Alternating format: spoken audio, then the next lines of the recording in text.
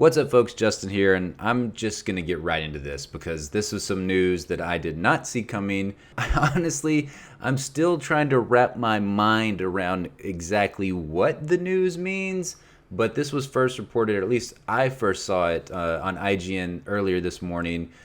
Here's the headline. Telltale Games is being revived as a new company and will maintain the rights to properties like The Wolf Among Us and Batman.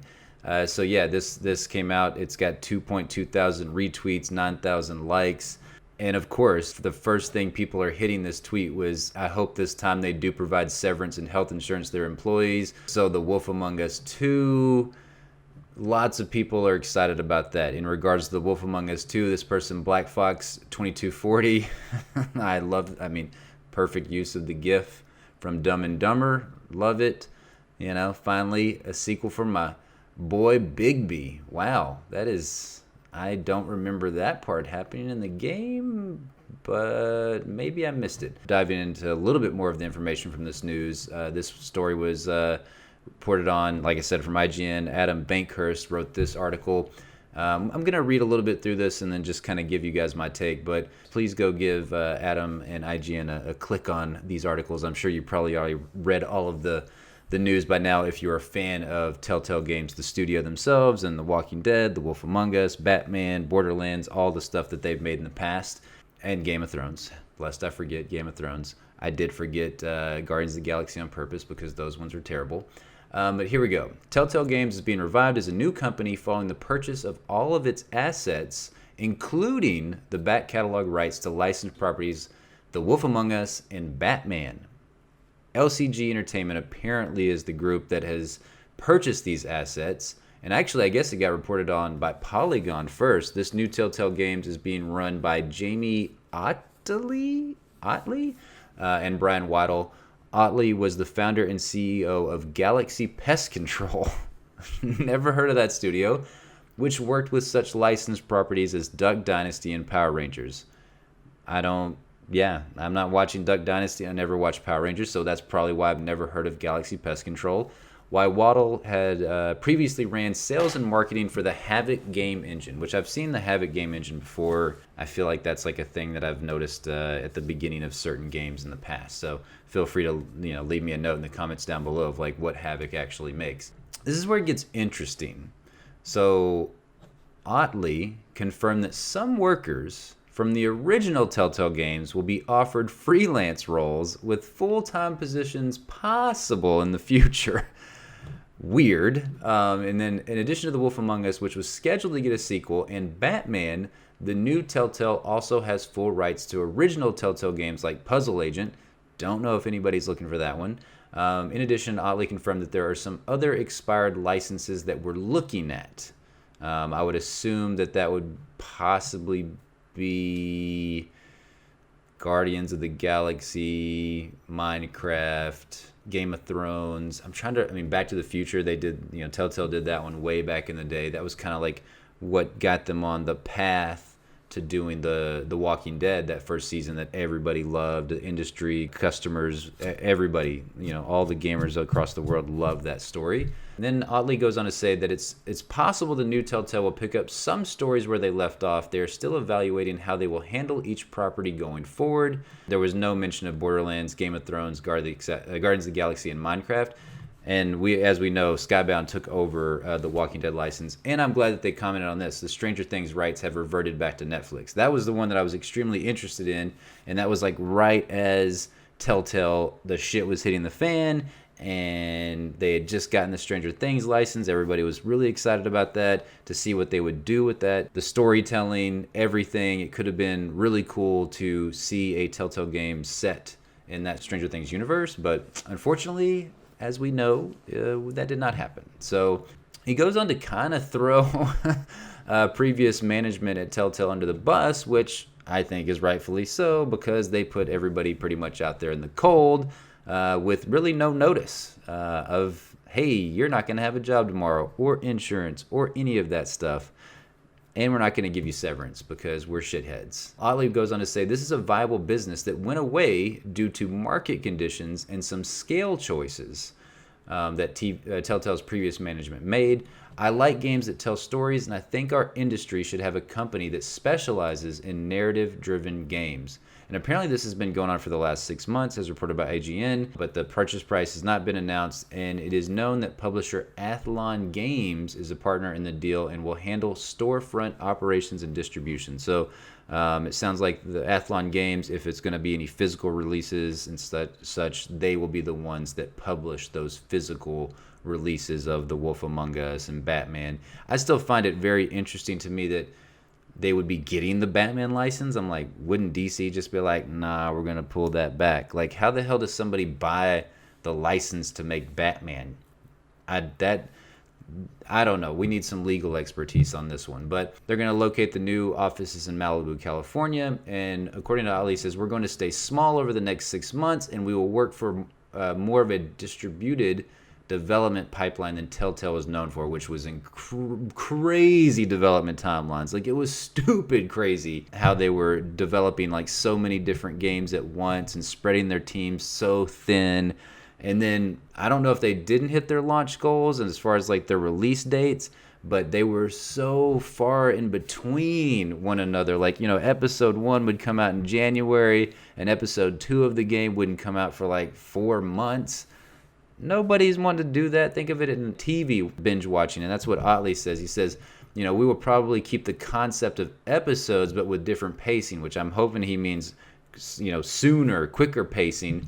And he said, this is a different world from a media consumption standpoint. We need to look at how people like to entertain themselves. I like the idea of binge watching. He said that the original Telltale games brought me some of my favorite stories to play, and they did an amazing job building a company. Otley concluded, it's unfortunate the way it ended. Certainly we're working very hard not to make similar mistakes. So yeah, I mean, Telltale, geez, they have so much just craziness still going on. And I mean, as IGN reports, that there's still some class action lawsuit because of the fact that the executives let everybody go with no severance. That stuff's not going to be solved for a while. So what does this mean? Because the internet and Twitter was blowing up today talking about Telltale's back. Telltale's back. Telltale's not back. let's get that out of the way first. The key point and key quote from this article that IGN posted is that, let's see, the fact that Otley confirmed that some workers from the original Telltale games will be offered freelance roles with full-time positions possible in the future. Excuse me? Could you imagine being one of those old Telltale employees and being like, oh yeah, you want to hire me as a freelancer now? No.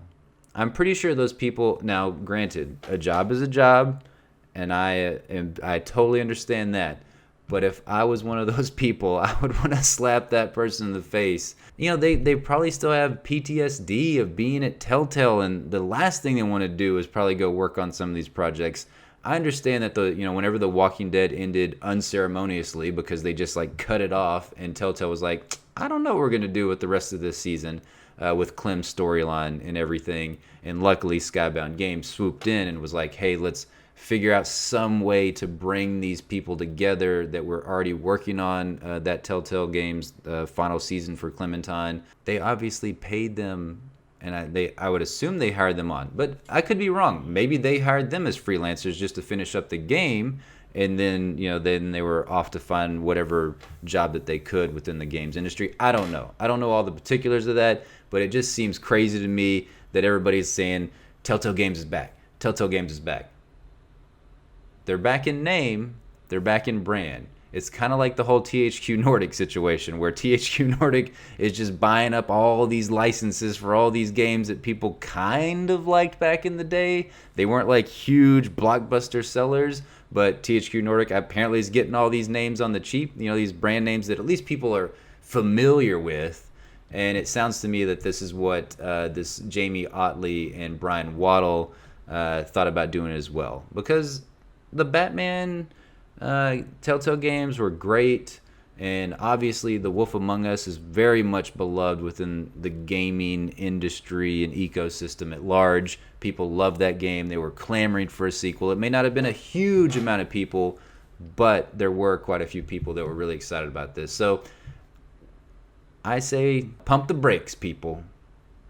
Because just because they went out and bought some licenses doesn't mean that Telltale Games is back, not in the slightest. And I think Jason Schreier hit the nail on the head with two of his tweets and an article that he put out.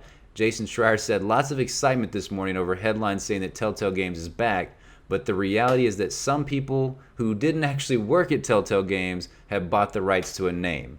And he says brands don't make video games. Obviously, developers do. And those developers aren't there anymore. The people that were a part of the Telltale Games sauce, whether you got tired of it or not, you definitely could tell when you were playing a Telltale Games game, you knew what you were getting, and a lot of people loved that, and they did tell amazing stories. I would say that the Borderlands and Batman stories and The Wolf Among Us and that Walking Dead Season 1 and I think to some extent Season 2. I haven't played Season 4. I played the first episode. I thought it was off to a nice start, but it certainly wasn't enough to hook me like I was for Seasons 1 and Season 2 of The Walking Dead. But regardless, they are really good stories, and it's a fun and unique way to get people that aren't necessarily what you would say traditional gamers into the world of gaming. It's how I got my mom into gaming, which, by the way, if you're watching this video, go get at her. I'm putting all her links to her Facebook and Twitter below. I'm doing these videos in the hopes of getting the word out that my mom's a badass streamer and that more people need to check her out and that she needs to stream more. And hopefully by me doing these videos and telling everybody that watches the video to go shout at her, give her love, say that she needs to stream more because she's awesome. But she was reintroduced to gaming via Telltale Games in The Walking Dead Season 1. I bought it for her for Christmas. I gave her a PS3, and she fell in love. And now she beats every game, Red Dead, Days Gone, Horizon Zero Dawn, all the Uncharted series. Like, the list goes on and on and on. The Last of Us multiple times. And Telltale started her love for gaming again. And so we hold Telltale Games like it has a special place for us, even though they just completely fucked over their staff in a terrible, terrible way. We don't have love for the CEOs and the executives there. We have love for those people that put blood, sweat, and tears into making those games, into writing the narratives that were amazing, that took us on the highs and the lows and the tears and and the laughter and everything. Like, it was always an emotional roller coaster. So I'm definitely with Jason Schreier here on this one. Hold off a little bit on thinking that Telltale's back. I love that his follow-up tweet was, God, if all of Kotaku's staff were laid off and then two random people bought the brand a year later, offered us freelance gigs, and got press hype like Kotaku is back, I'd be so fucking furious. My sympathies to all the former Telltale employees who have to deal with this. Agreed. Yeah. Hey, maybe this Brian Waddle and Jamie Otley dude will do some good things with their new studio and these brands, but it's not Telltale. It doesn't even say if they bought the licenses to the Telltale Games engine going forward for The Walking Dead Season 4 and then The Wolf Among Us Season 2. I could be incorrect on that, but I thought that they finally had enhanced their engine and made it better. So, I don't know. What do you guys think? Are you excited about this? Does this do anything for you? Do you even care anymore about seeing Batman and The Wolf Among Us continue? Do you only want more Telltale if they can bring in some of those developers and some of those early folks that worked on the Telltale games? So let me know you guys' thoughts. Are you happy? Do you care? Do you even really think that this means that Telltale Games is back? Or are you just like somebody is just trying to piggyback off the Telltale Games name, even though it's kind of a weird name to piggyback off of right now? Because I feel like those wounds are still fresh. Let me know what you guys think. Put them down in that comment box below. And again, hit my mom up on Facebook, Twitter. Go watch some of her old videos of her streaming. She's a lot of fun, and we need to get her to stream more because I need to make sure that she has a way to retire.